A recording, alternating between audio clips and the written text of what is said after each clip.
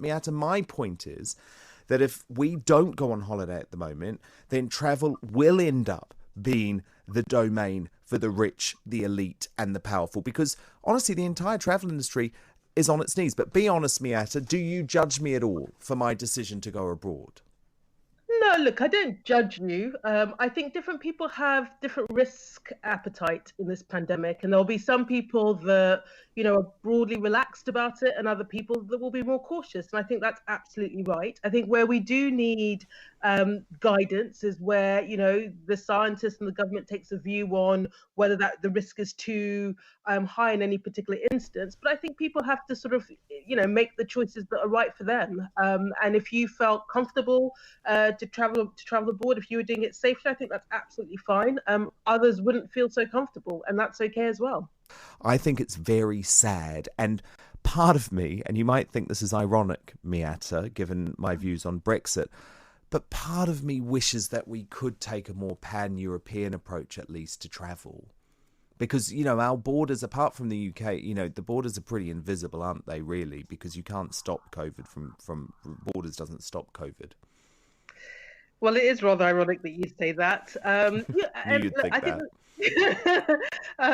I think for me, the point is that this virus isn't going to go away, and we're going to have to find ways in which we coexist safely with it. And I think some of the solutions are cross-border, and I don't actually think there's been enough cross-border thinking or cooperation. Permanent quarantine and putting up our borders isn't a long-term solution, so we're going to have to find ways to make this work.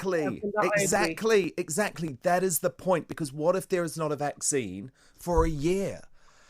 And we've got to be really careful when we think about what type of world we'll be coming back to. But look, let's move on now. Breaking news on this A-level results controversy. This is what Boris Johnson has just said about the situation.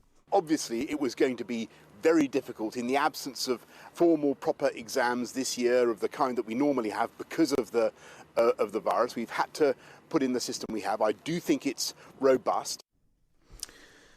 Miatta Fahnbulleh, Labour is obviously being incredibly critical of the government here. Is that fair?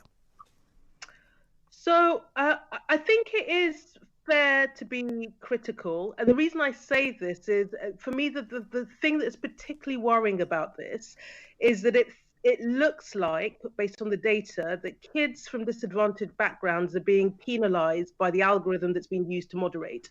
And I think that's deeply worrying, because essentially, as I understand it, what we've done is say, well, these were the results last year, and broadly, schools that didn't do that well because they're in particular parts of the country or particular neighbourhoods don't do that well. So we're basically going to push down the grades of the students in those schools to reflect past trends. And that, for me, feels very flawed. I think there are lots of assumptions that have been built into that, and that then impacts on the individual. So, if it is the case that 40% of kids have been downgraded, and a disproportionate number of those are kids from disadvantaged backgrounds, and by the way, the kids from private schools, from wealthy backgrounds, have done disproportionately well through the system, something feels like it's gone wrong. And I don't think the government should dismiss it, because it's entrenching inequalities that we have in our educational system that we're desperately trying to solve.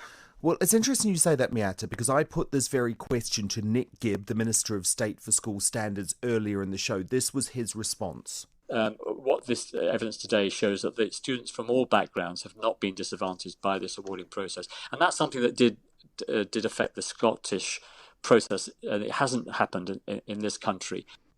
Well, so I think I think the minister was a little bit.